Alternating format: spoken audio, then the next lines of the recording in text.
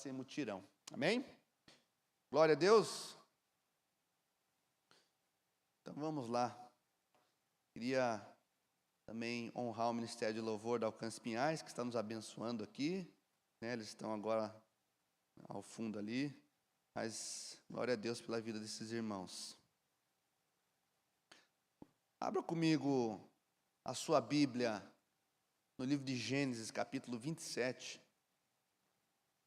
Gênesis, capítulo 27.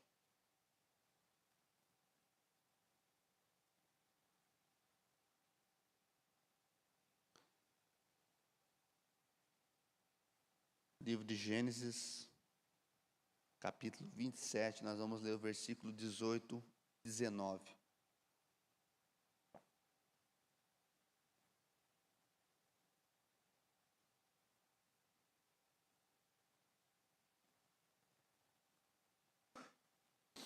Vamos lá, todos acharam? Amém ou misericórdia? Amém.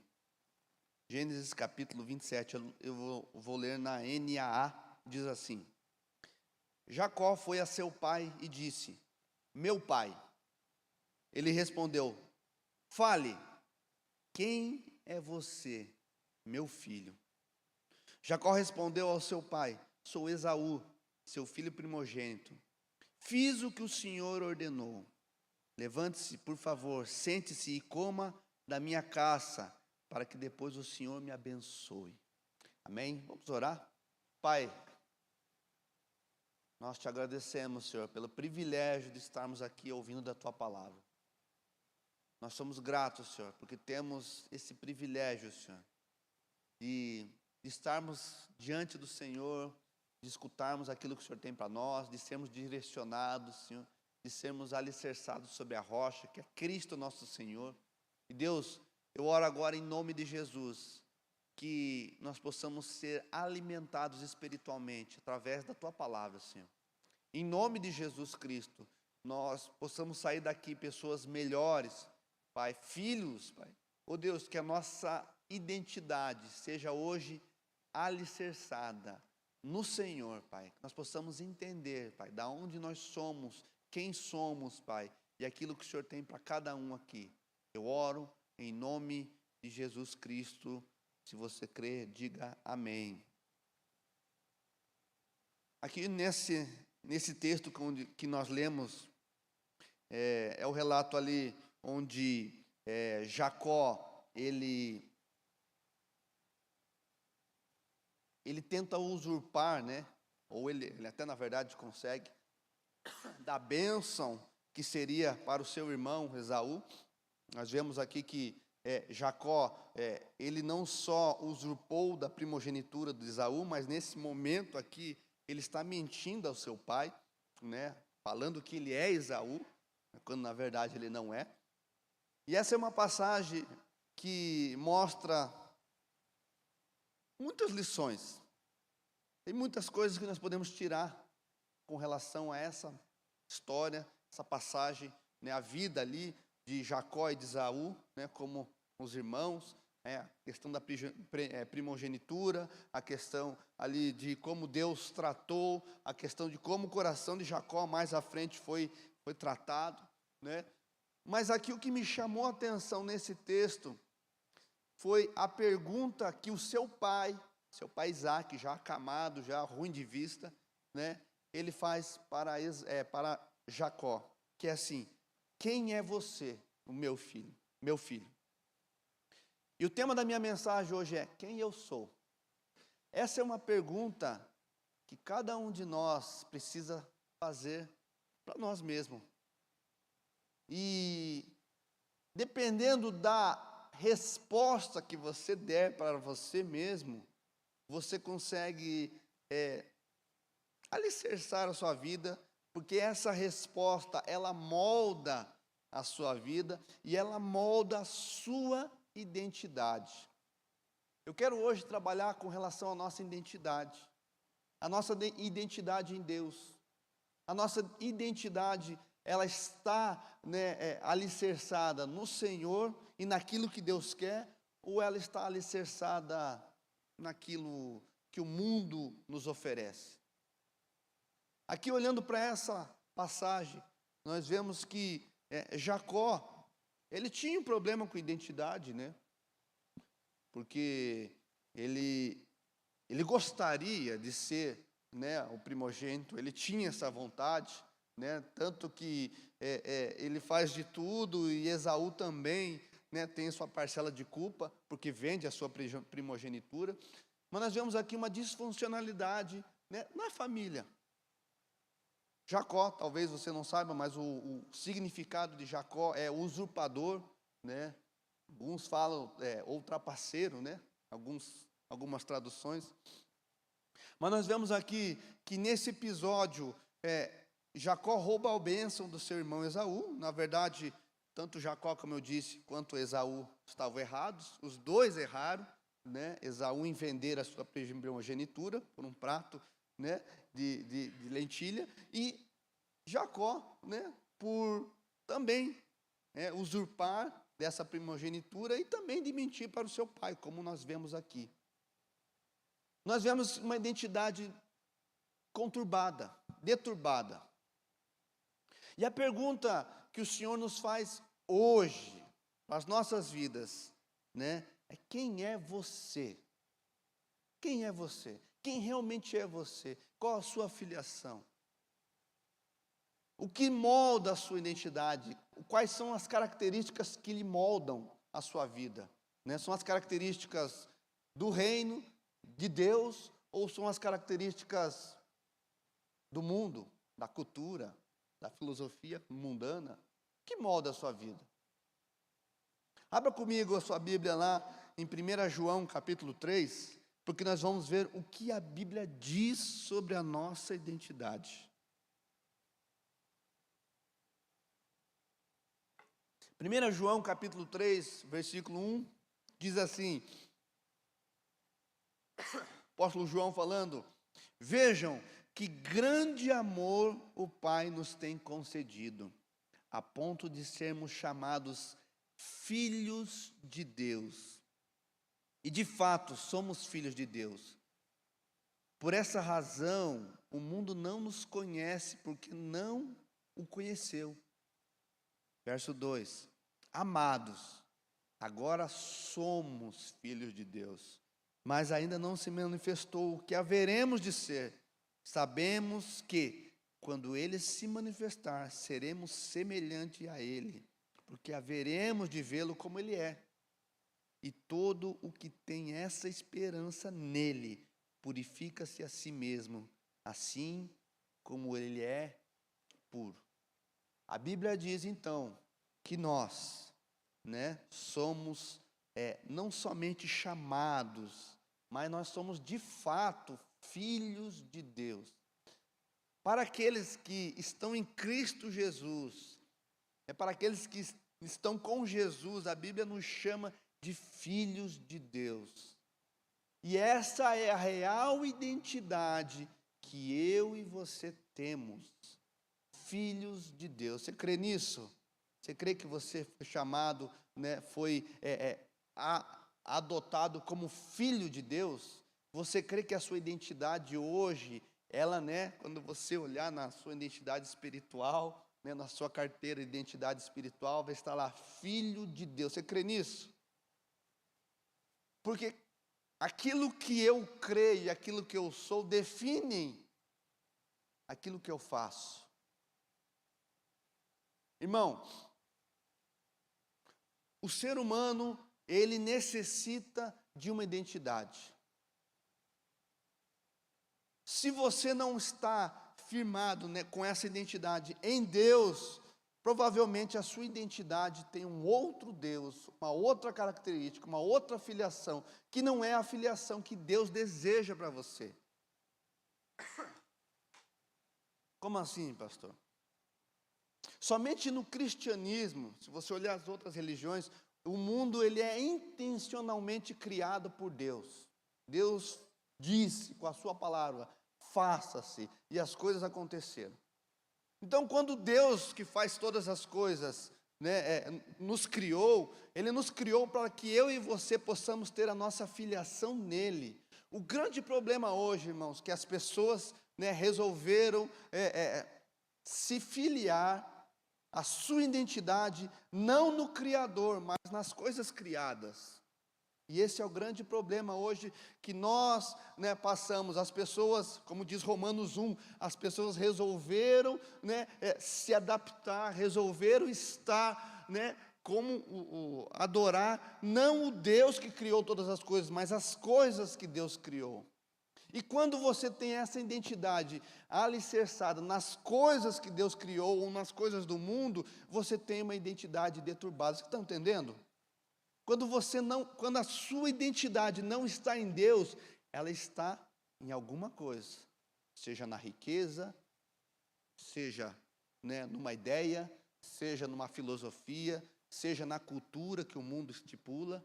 Por isso nós vemos hoje pessoas sem identidades, né, que não têm uma identidade alicerçada em Deus, tentando buscar, né, uma filiação em coisas, em correntes culturais, em filosofias, em ideologias, né, que não honram o Senhor.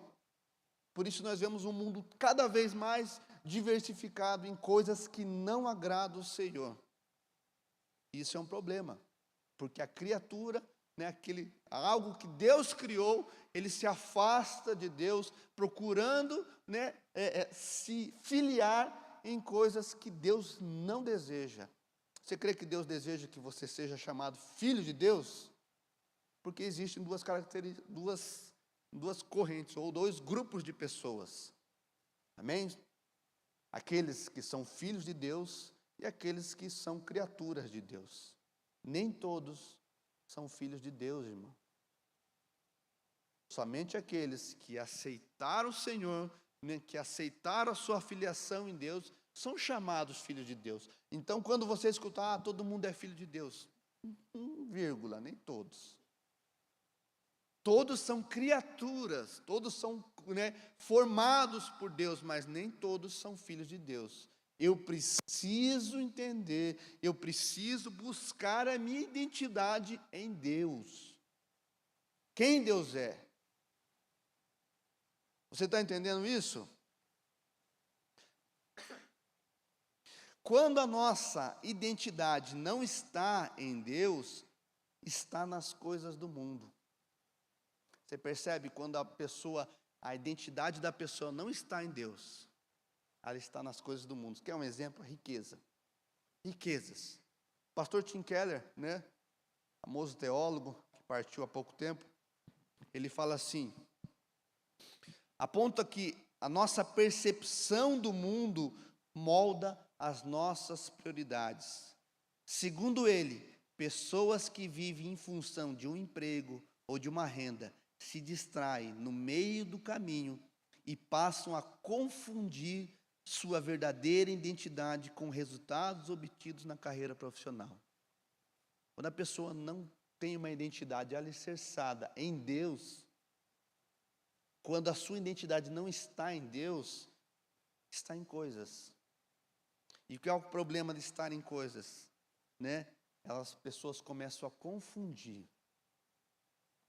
E o texto diz aqui, né, essa passagem, do Tim Keller, diz assim, ele comentando, um dia conversei com um amigo que é produtor da MTV, isso há tempos atrás, irmão, hoje nem existe mais MTV, né? E ele me disse que não deixa sua filha adolescente assistir o canal que ele trabalha. Quando eu indaguei dele o porquê, ele simplesmente respondeu, negócios são negócios.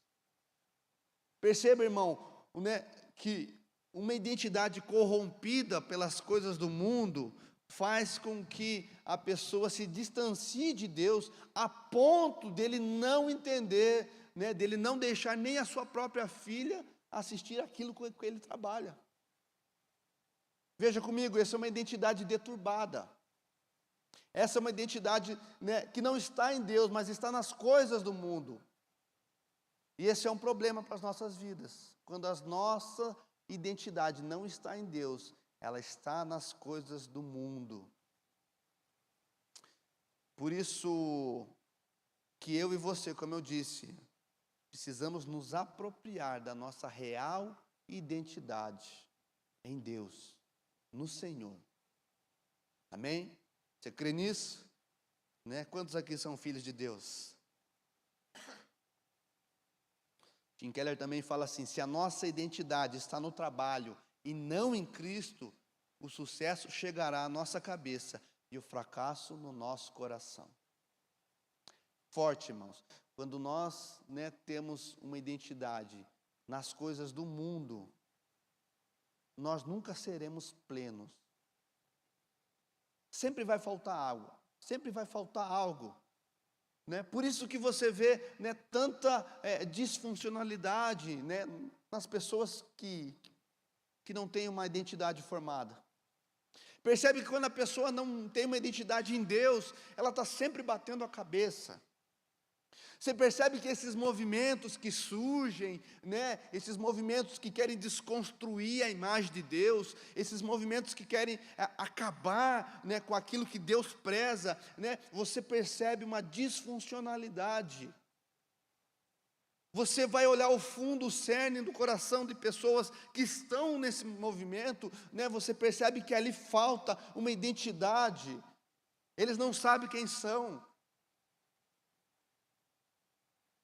Tem esse problema, né, que não consegue resolver. Por quê? Porque não tem uma identidade firmada no Senhor. E por vários motivos, irmãos. Eu podia colocar o dia inteiro falando aqui de pessoas que talvez na sua infância tiveram problemas, né, com como a sua identidade foi formada, pessoas que não tiveram referências, pessoas que tiveram problemas na sua casa, por vários motivos, irmãos, mas que isso traz uma disfuncionalidade no seu interior, na sua vida, e isso é um problema, né, que te priva de muitas coisas em Deus. Quando eu e você não temos uma identidade firmada no Senhor, nós não o conhecemos verdadeiramente. E quem sofre com isso? Somos nós. Somos eu, somos você. Por isso é importante, irmão, né, nós buscarmos essa resposta. Quem eu sou? Você é filho de Deus, amado do Senhor, né? O Senhor é o seu Pai que não falha. Você tem uma identidade firmada no Senhor. Isso precisa ser o que carrega no nosso coração. Amém? Você está entendendo?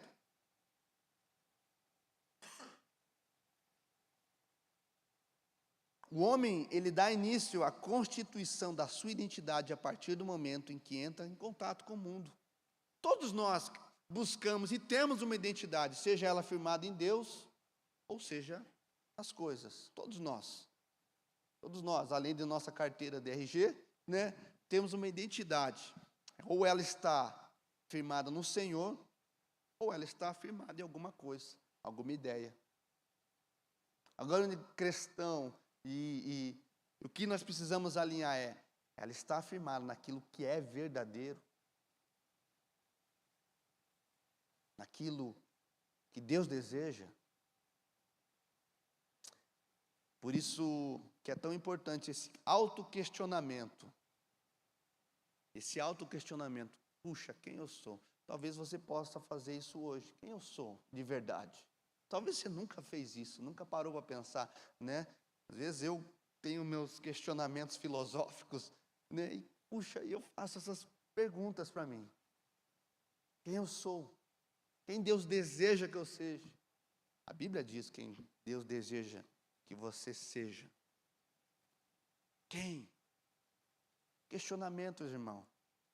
Eu quero te trazer o pensamento, né, que você possa pensar em algo. Puxa, né, esses dias eu trouxe uma palavra sobre castelos de carta, algo que marcou a minha vida, irmão, quando eu estava preparando esse sermão. Puxa, será que aquilo que eu tenho construído está firmado em Deus? Está firmado na rocha? Ou são como castelos de carta, que destroem, que caem facilmente? E eu acho que Deus está trabalhando isso no coração da igreja, sabe?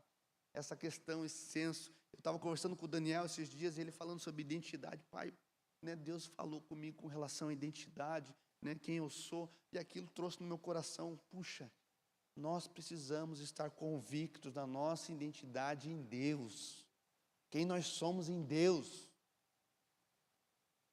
Quem você é em Deus. Não naquilo que as pessoas dizem, não naquilo que o mundo diz e fala ao seu respeito, que talvez você não é um vencedor, que você não tenha, né, valor, mas o que Deus diz ao seu respeito. Porque é isso que realmente importa. O que Deus diz a seu respeito? O que Deus tem falado a seu respeito? Isso realmente importa. O que as pessoas vão falar, irmão? A gente escuta, retém o que é bom, como diz a Bíblia, né? Mas o que Deus está falando ao meu respeito, isso vai fazer toda a diferença na minha vida e na sua vida. Amém?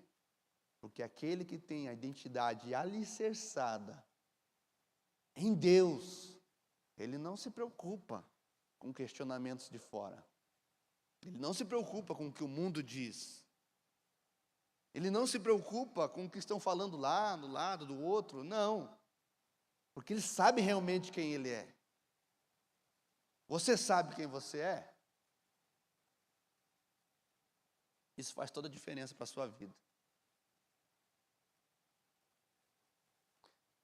Eu gosto de uma frase que diz assim: a gente só desfruta daquilo que conhecemos. Acho que é o Luiz Hermínio que diz. Você só consegue desfrutar plenamente daquilo que você conhece. Você conhece Deus? Você conhece o que Deus diz sobre você? Obrigado, irmão.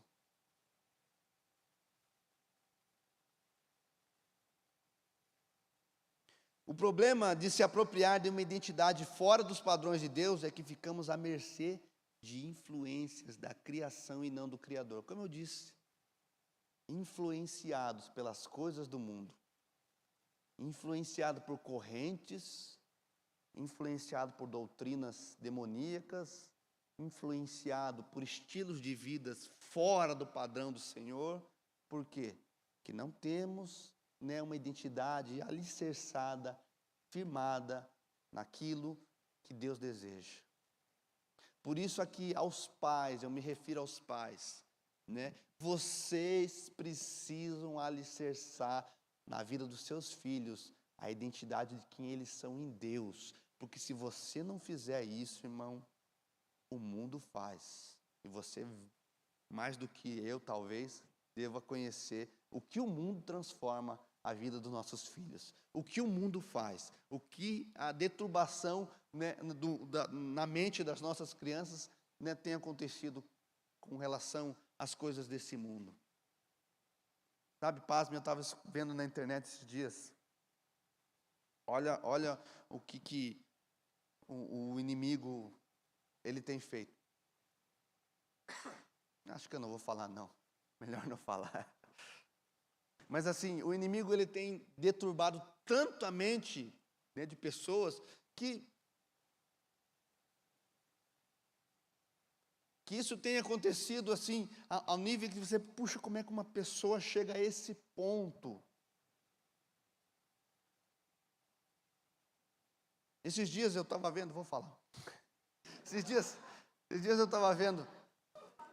Não, é porque está sendo gravado aqui. Esses dias eu estava vendo, né, na internet uma pessoa que ela diz que ela é um cachorro. Você já viu esse? Né? Que tem uma outra pessoa que leva ela e vai no shopping, vai não sei aonde.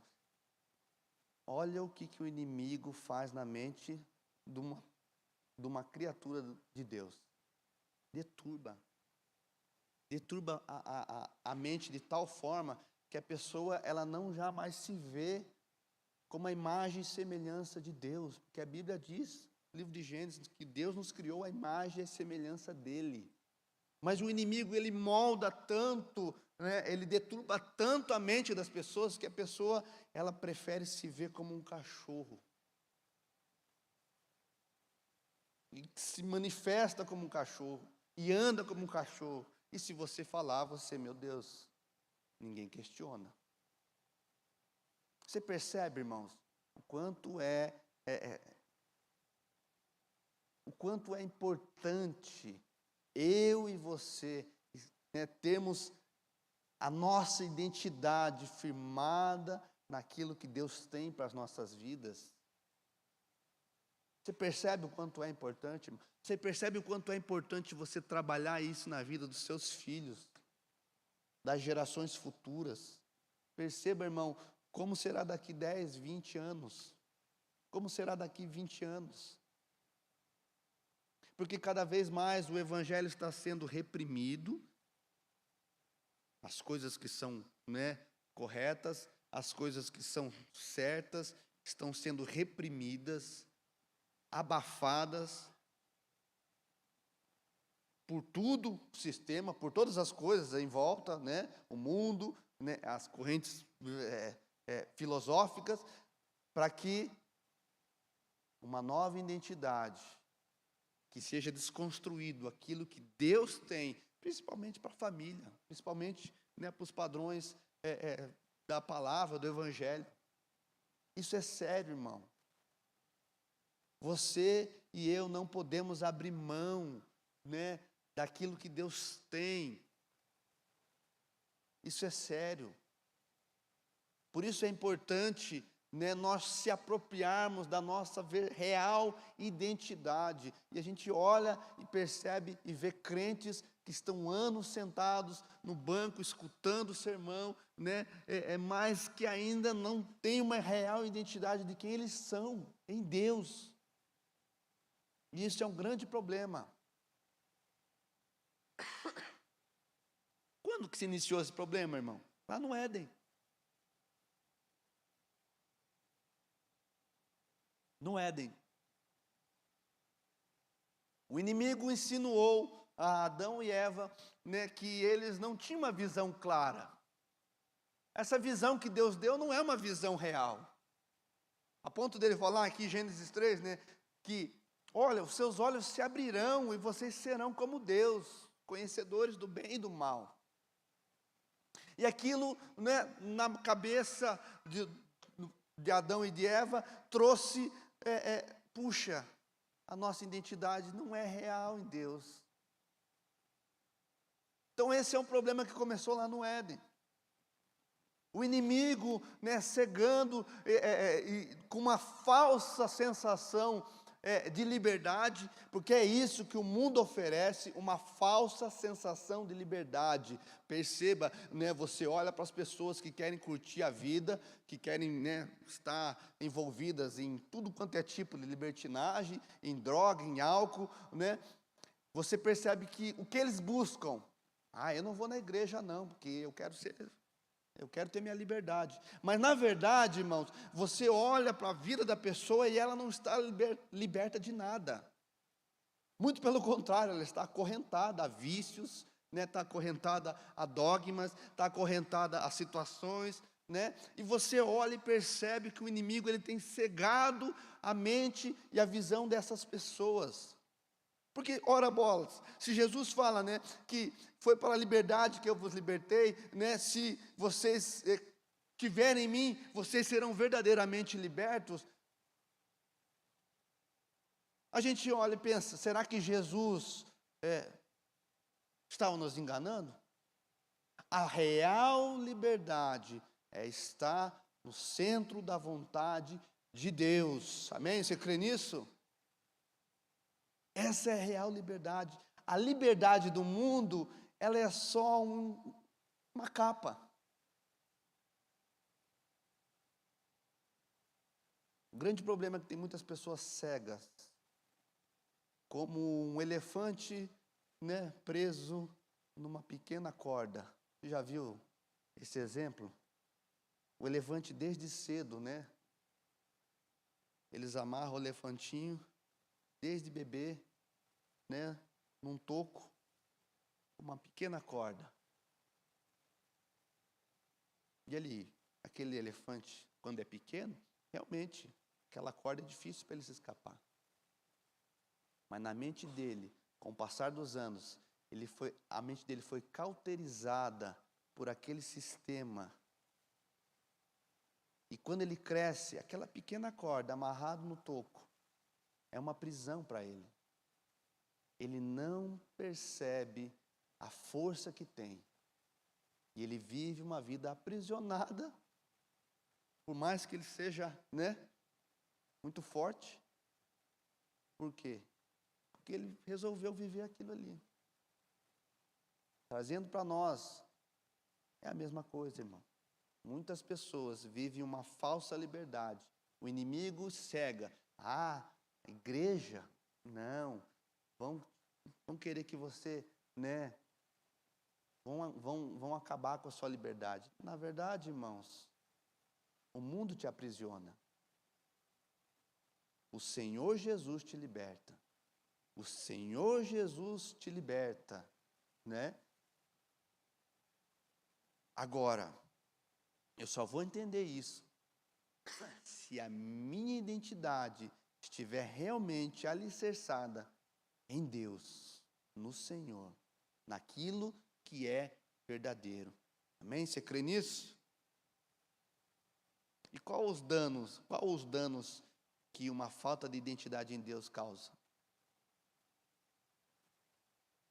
Primeiro, uma visão limitada ou nula de quem é Deus. Eu tenho uma visão limitada de quem é Deus. Se eu não tenho a identidade minha não está firmada em Deus, a minha visão do Senhor ela é nula, praticamente. Abra lá em 1 Coríntios capítulo 15.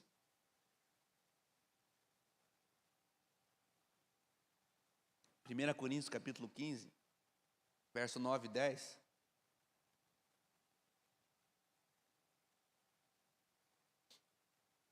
Primeira Coríntios 15, 9 e 10. Apóstolo Paulo falando: porque eu sou o menor dos apóstolos, e nem mesmo sou digno de ser chamado apóstolo, pois persegui a igreja de Deus. Mas, pela graça de Deus sou o que sou, e a sua graça que me foi concedida não se tornou vã. Pelo contrário, trabalhei muito mais do que todos eles. Todavia, não eu, mas a graça de Deus comigo. Paulo sabia das suas limitações, por isso ele começa falando: eu sou o menor dos apóstolos. Eu não sou nem digno de ser chamado de apóstolo. Ele sabia quem ele era, a sua real situação. Mas o que chama a atenção é que Paulo tinha a sua identidade firmada no Senhor, ao ponto de ele falar: não é eu não, é a graça de Deus que ela me transformou, e eu sou o que sou por causa da graça, do favor de Deus sobre a minha vida. Uma visão completa de quem Deus é. Você crê, que a graça de Deus te capacita para todas as coisas? Precisa crer nisso, irmão. A graça de Deus está disponível para a sua vida. Está disponível. Como estava, com Paulo. Paulo sendo, aqui como diz, um problema para a igreja antes de se converter, mas Paulo entendeu, pela graça de Deus eu sou o que sou hoje. E a sua graça, ele continua falando aqui, me foi concedida, não se tornou vã. Perceba que a Bíblia diz que a graça não se tornou vã. Por que, irmãos? Porque eu e você podemos fazer a graça de Deus se tornar vã nas nossas vidas. Porque eu e você podemos resistir à graça. Como diz o texto. E ele continua: pelo contrário, por causa dessa graça, eu trabalhei muito mais do que todos eles. Então, coloque todos os apóstolos ali do Senhor, eu trabalhei mais do que eles. Mas ele fala, não a graça, não a mim, mas a graça de Deus. Ele sabia quem Deus era. Agora, muitas pessoas estão abaixo daquilo que Deus tem para a vida delas, não porque Deus não libera a graça, mas porque tem uma visão limitada, nula de quem Deus é. Porque não tem uma identidade firmada em Deus. Porque não se vê muitas vezes como filhos de Deus. Tem dificuldade. Pessoas que talvez foram feridas pelo seu pai, pela família, que deveria dar a direção, que deveria dar um norte, né, que se feriram e a sua identidade, né, em Deus foi cortada. Agora, falando mais uma vez, né, aos pais, é muito importante, irmão, porque da forma que eu e você tratamos os nossos filhos, é a forma que eles vão ver o Senhor. Como eu já disse, né? A figura paterna, ela diz muito a respeito do Deus Pai. Então, se o pai falha com você aqui na terra, irmão, normalmente você tem uma dificuldade, né, com Deus Pai, em se relacionar com Deus Pai. A figura materna diz respeito muito à proteção, ao cuidado do Espírito Santo. Quando a mãe falha, normalmente esse filho, essa criança, esse adolescente acaba transferindo a sua mágoa, né, e não consegue se relacionar com o Espírito Santo.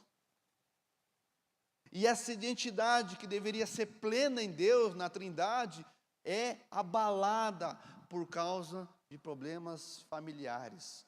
Mas deixa eu falar algo para você, irmão e irmã. O Senhor restaura toda e qualquer situação. Não há nada que o Senhor não possa fazer. Não há ferida que o Senhor não possa curar. Ferida na alma, nas suas emoções, ferida espiritual. O Senhor pode restaurar na sua vida. Basta você tomar uma decisão. Senhor, eu quero isso para mim.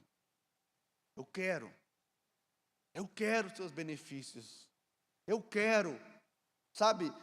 Às vezes, irmão, irmã, nós precisamos ser daqueles fominhas. Deus está liberando algo que a Bíblia diz, né, que Deus dá. Então eu quero isso, eu quero isso, eu quero isso.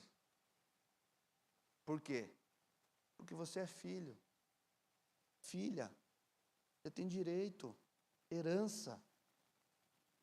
Agora nós ficamos lá, puxa, eu não sou, eu não posso, eu não tenho, né? O inimigo diz para você que você não tem capacidade, que você não tem direito, que você não tem mais jeito, e você se apropria daquilo que o diabo, o pai da mentira, fala a seu respeito, e você não se apropria do que a palavra do Senhor, que o Deus verdadeiro, Criador de todas as coisas, diz a você. Sabe, percebe que a balança, às vezes, nós escolhemos o lado errado. Muitas vezes nós ficamos com aquilo que o diabo fala e esquecemos o que o Senhor diz. Puxa, o diabo, irmão, irmã, ele é um cão na coleira de Deus. O diabo, ele só vai aonde Deus permite. Não existe guerra entre o Senhor e Satanás. Talvez você fique pensando se, puxa, existe no céu uma divisão e o Senhor está de um lado e Satanás do outro e eles vivem em pé de guerra. Não existe. O diabo, ele é um cão na coleira de Deus, né? O diabo, a Bíblia fala que ele é nosso inimigo, mas ele não é inimigo de Deus, porque Deus humilha ele. Às vezes nós damos muito valor para as coisas, né, do que o inimigo fala. Irmão, dê valor do que a Bíblia diz a teu respeito. Dê valor ao que o Senhor fala ao seu respeito. Porque essa é real, verdadeiramente aquilo que precisamos buscar. Amém? Você está entendendo? Se Jesus for a base da nossa identidade, temos a verdadeira liberdade. Escaparemos da cilada, da busca da identidade nas realizações pessoais. Se Jesus for, né, o molde para as nossas vidas, a nossa real identidade, nós não vamos procurar nas coisas do mundo. Porque Jesus é o padrão para as nossas vidas, em todas as áreas.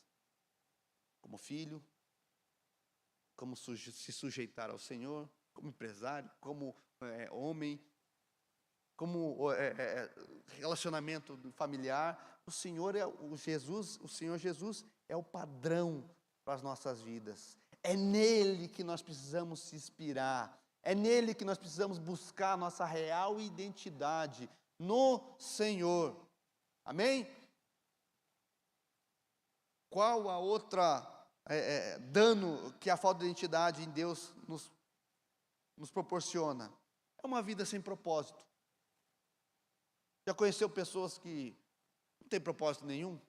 Vive um dia após o outro? Não tem sonho, meta, não tem nada. Ela não se vê daqui 10 anos, 15 anos, não sei como é que vai ser. Vive conforme um barco sem leme. Vai sendo guiado pela situação.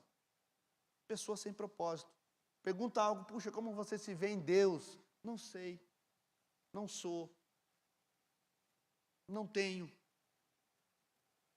que Deus diz a seu respeito? Não sei. Pessoas não têm propósito.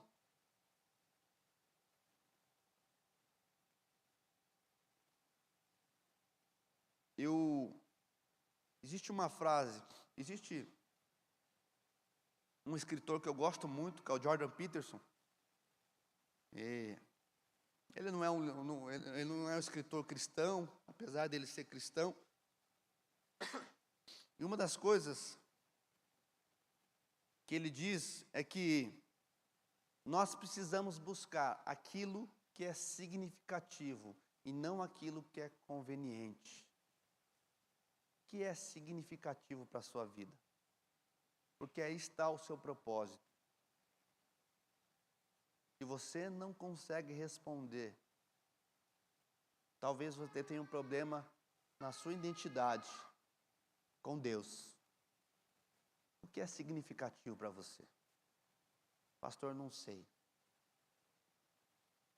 É a família? É a vontade de Deus? Se você não consegue responder isso, talvez você precisa alinhar a sua identidade. Puxa, será realmente que a minha identidade está em Deus? São perguntas, irmão, e você vai responder para você mesmo.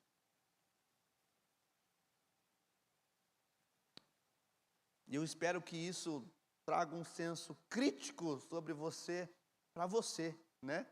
Não sobre pessoas, mas sobre você, para você.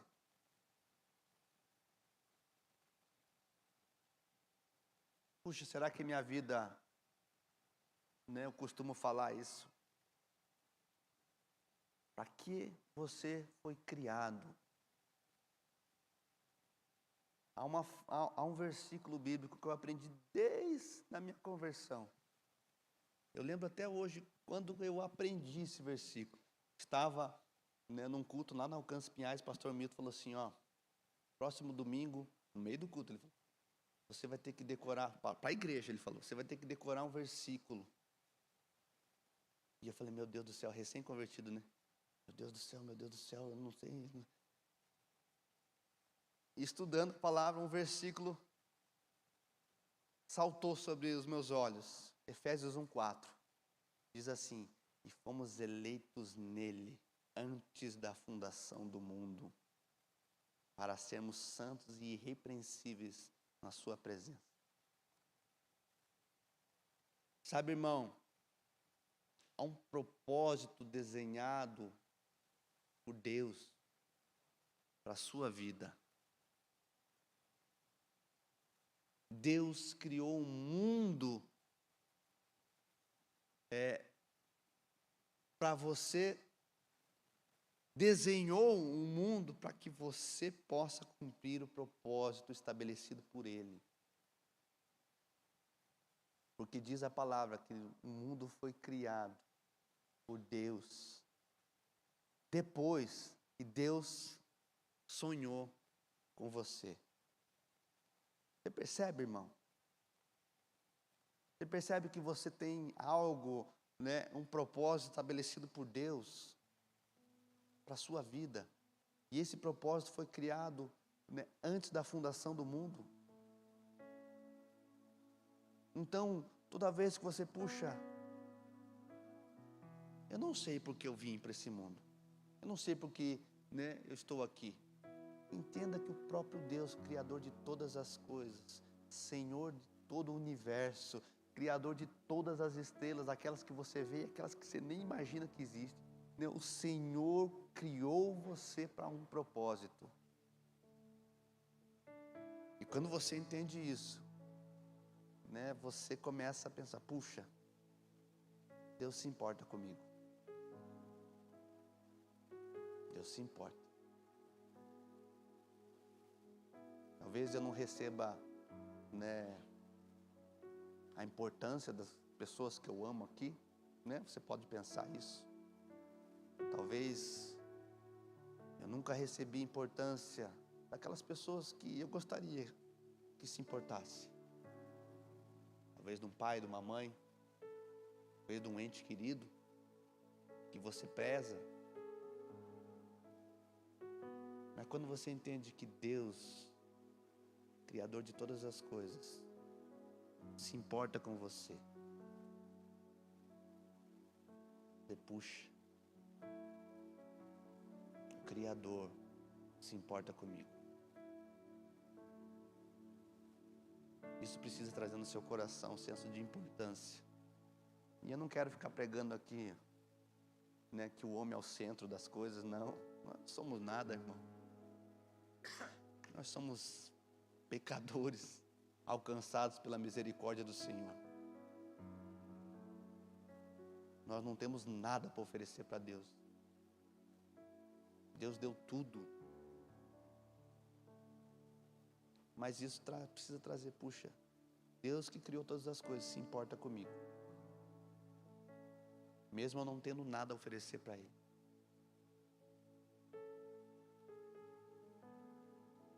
O que você tem feito?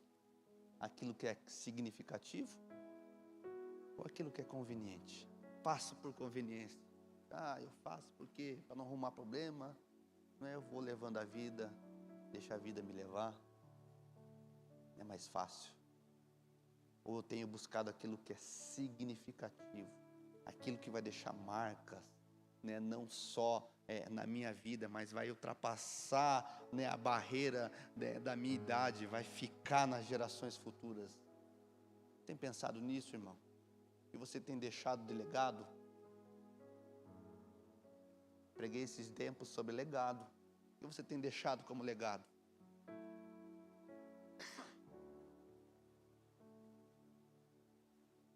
Quem é você? Quem eu sou, Senhor?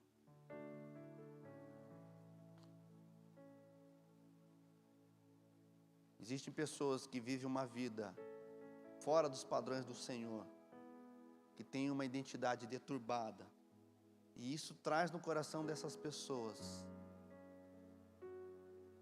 um viver em busca da aprovação dos outros. Puxa, eu vivo só para a aprovação dos outros. Talvez seja o seu caso.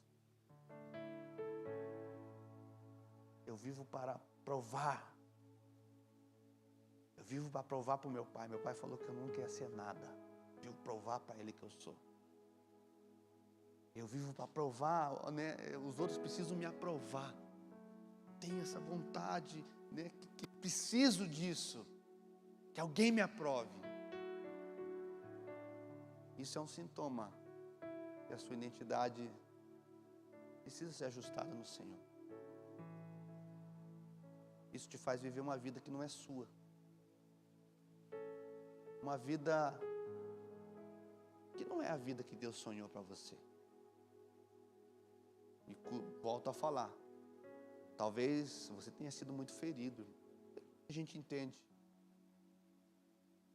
Mas toda ferida, irmão, seja ela física, espiritual, emocional, toda ferida precisa ser curada. Você não pode ficar ferido pro resto da sua vida. Eu creio que Deus te trouxe aqui para te curar. Você foi atraído pelo Senhor,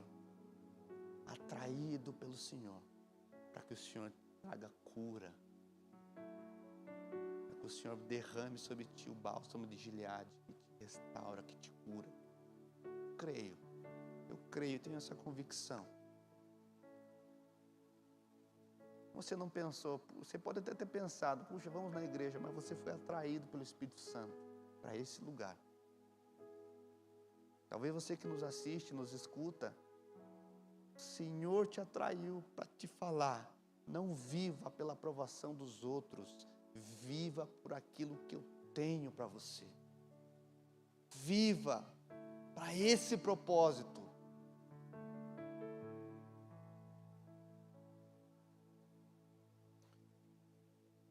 Bill Johnson, famoso escritor, ele diz assim: quando você souber quem você é, você não vai querer ser ninguém além de você mesmo.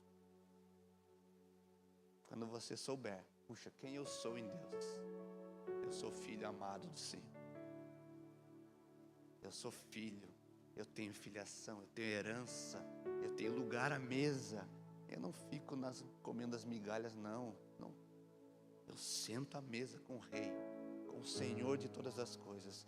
Quando você entender quem realmente você é, você nunca mais vai querer ser alguém diferente de quem é você. Você crê nisso?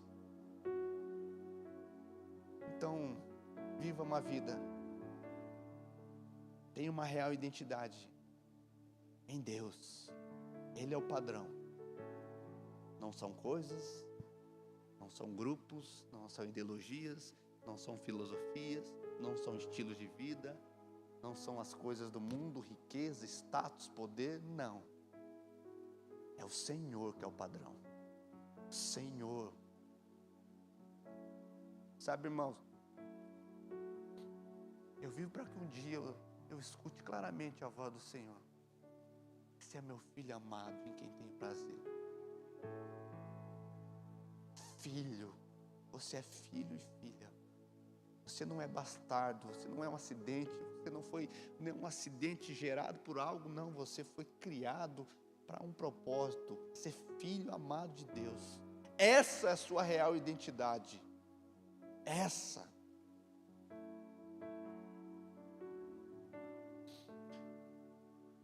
Jesus.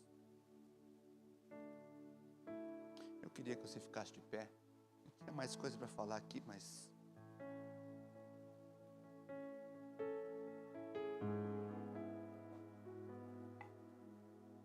nós começamos lendo sobre Jacó, né? Foi o texto que nós abrimos. Eu queria terminar falando sobre Jacó.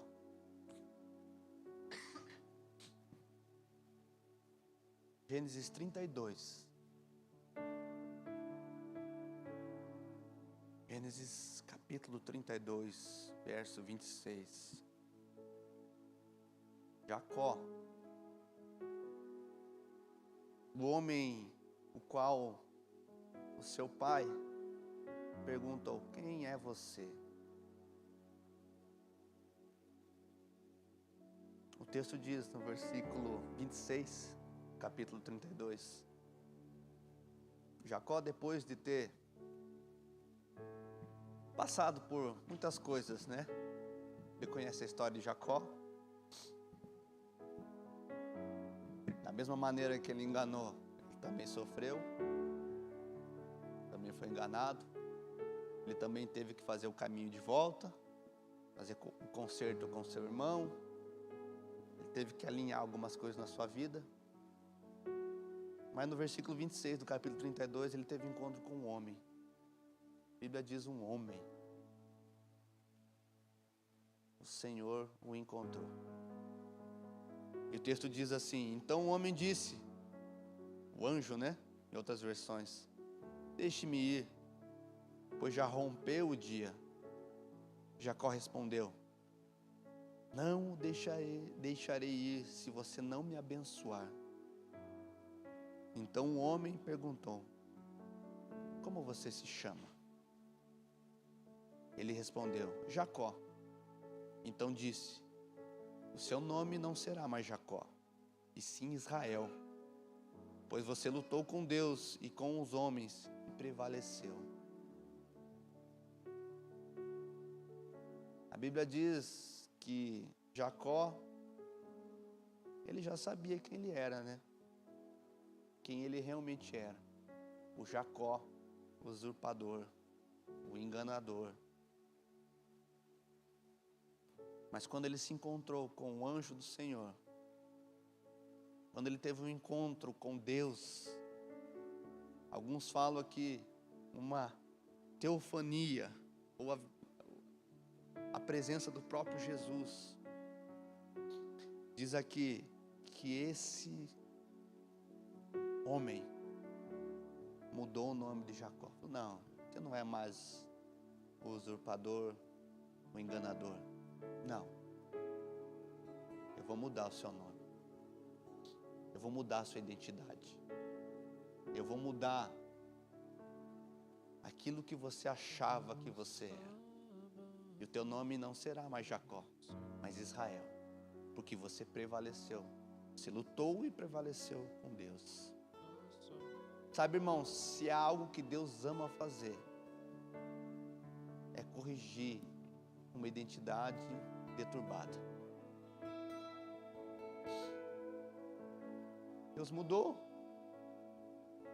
Abraão para Abraão. Deus mudou Sarai para Sara. Deus mudou Simão. Ó Pedro, tu és a rocha. Tu és rocha, Pedro. Tu és pedaço de rocha. Sabe, Deus ama mudar histórias. E Deus deseja trazer sobre a sua vida uma identidade nova. Eu não sei, irmão, quem você acha que você é.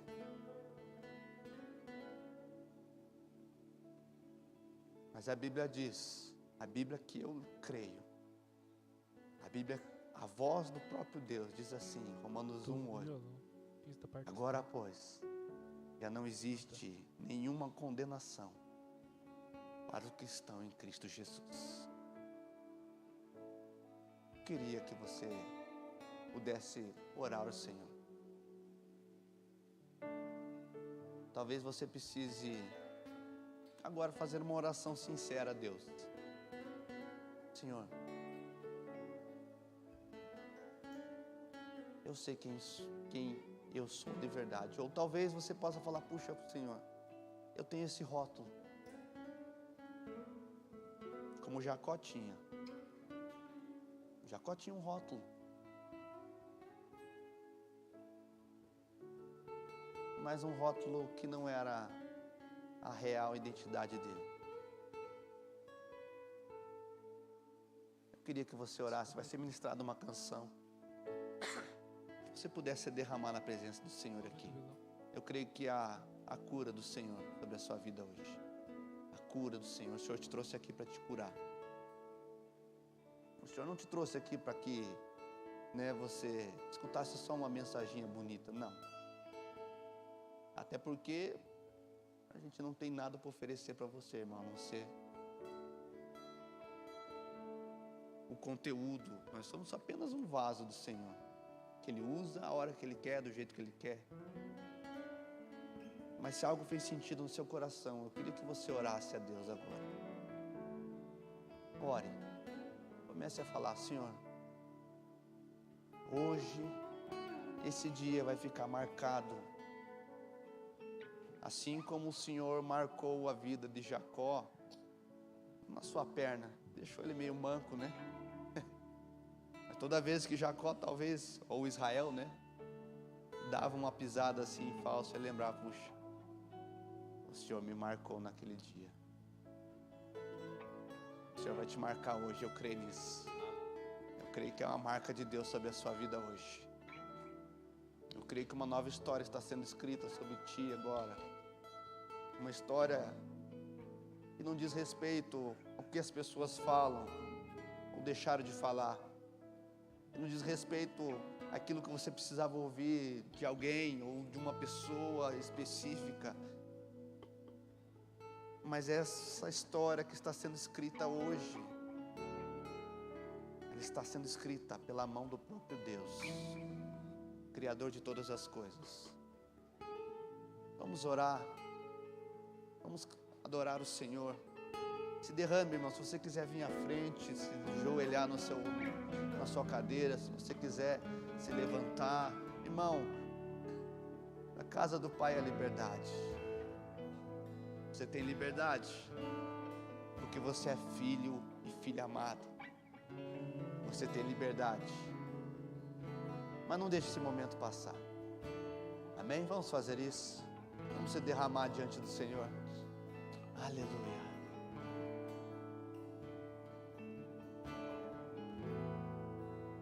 O medo já se foi, o amor perfeito fora o lançou. Escravos não sou mais, o Pai das luzes me libertou. Fui adotado como filho, sou co-herdeiro com Jesus Cristo. Batizados no teu Espírito,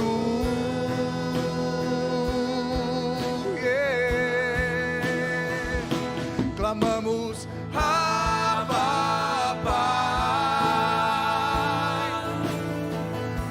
Clamamos Abba, Pai. Nós somos teus, sim, Jesus, pra sempre teus.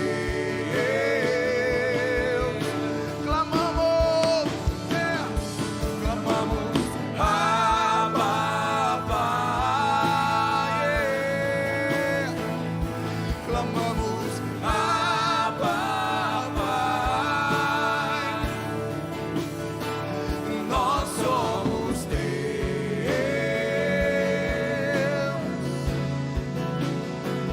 pra sempre teus.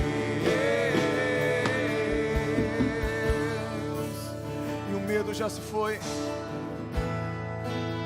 o medo já se foi, o amor perfeito fora o lançou. Já não mais, escravos não sou mais. Porque, diga, o Pai das luzes me libertou. E hoje sou adotado. Fui adotado como filho, sou co-herdeiro com Jesus Cristo. Tenho uma grande família. Aleluia. Batizados no mais uma vez fui adotado. Fui adotado como filho, sou co-herdeiro com Jesus Cristo. Sim, em nome de Jesus. Tenho uma grande família. Batizados no teu Espírito. Levante suas mãos e clame. Yeah! Clamamos Abba, Pai. Yeah! Abba, Pai. Nós somos teus,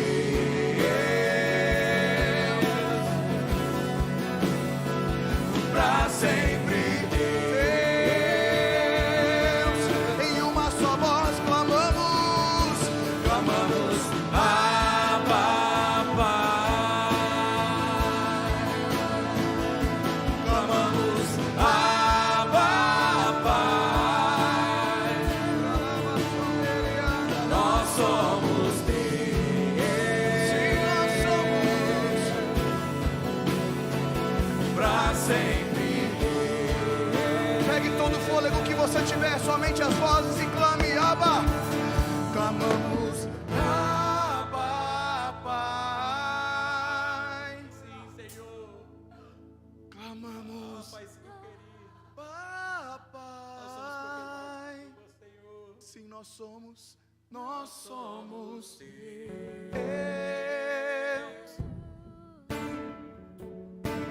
Pra sempre teus. Se nós clamamos, clamamos Abba, Pai.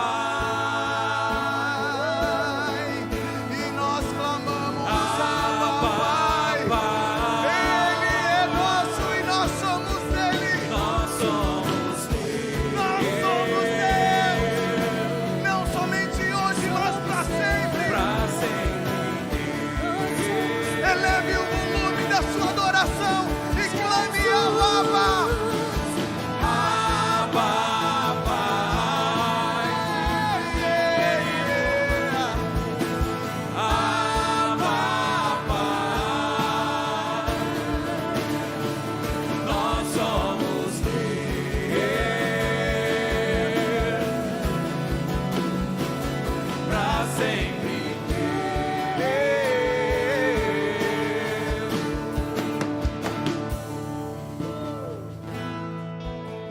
Aleluia.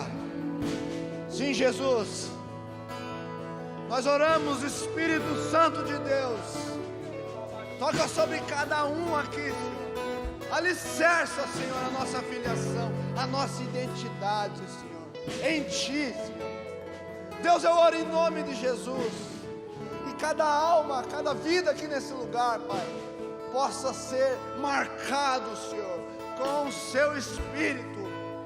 E que o inimigo não tenha mais, Pai, poder, Senhor. Não tenha mais, Senhor, chance de tentar sobre as nossas mentes, tentando desvirtuar, Senhor, tirar aquilo que o Senhor nos deu. Pai, alicerça, Pai, a identidade de cada um aqui em Ti, Senhor, no Senhor, a honra e glória do Senhor Jesus. Em nome de Jesus oramos. Aleluia. Aleluia. Amém, querido? Você recebe essa palavra? Eu creio que Deus mudou histórias aqui. Eu creio que você não vai ser mais a mesma pessoa que você era. Eu creio que Deus vai trabalhar sobre a sua vida. Está trabalhando. Tome posse daquilo que Deus fez hoje sobre a sua vida. Amém? Glórias te damos, Jesus. Obrigado, Jesus, por esse tempo. Obrigado, Senhor, pela sua palavra. Obrigado, Senhor, pelo mover do Senhor hoje sobre nós. Pai, te louvamos, Senhor, pelo ministério de louvor da Alcance Pinhais. Abençoa a vida desses irmãos, Senhor. Oh Deus, o comprometimento, Senhor, a unção que eles carregam, Senhor. Abençoa-os, Pai. Deus, nós oramos, Pai, que o Senhor possa transbordar sobre eles, Pai. Somos gratos a Ti, Jesus, através da vida desses irmãos tão preciosos. Pai, abençoa-nos com uma semana diante de Ti, Senhor, e essa mensagem possa causar no nosso coração um impacto, que não seja somente um êxtase, que dure somente no momento do culto, mas que nós possamos ser a igreja de segunda, terça, quarta, quinta-feira, sexta-feira. Pai, que essa palavra, Senhor, possa trazer no nosso coração um impacto que dure a eternidade, Senhor. Eu oro em nome de Jesus, que a graça maravilhosa do Senhor, que a comunhão com o Espírito Santo e o grande amor de Deus seja com todos, para todos sempre. Se você crê, diga amém, eu creio. Amém, irmão? Deus abençoe sua vida. Vá em paz, que o Senhor te guarde, proteja. Não esqueça, essa semana nós não temos o culto na quinta-feira, mas na segunda-feira estaremos aqui. Se você quiser estar conosco durante a semana, será um prazer. Amém? Que Deus abençoe sua vida. Vá em paz.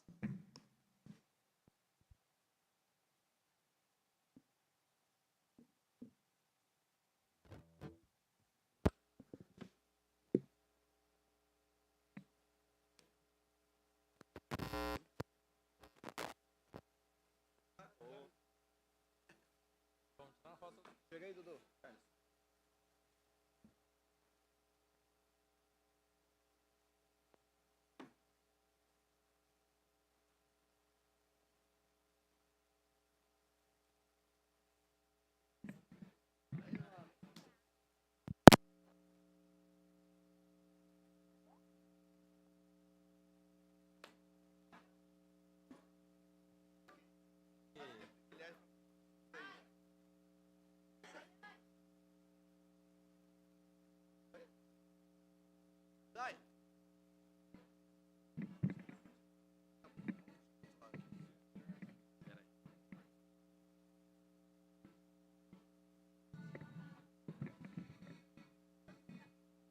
caixinhas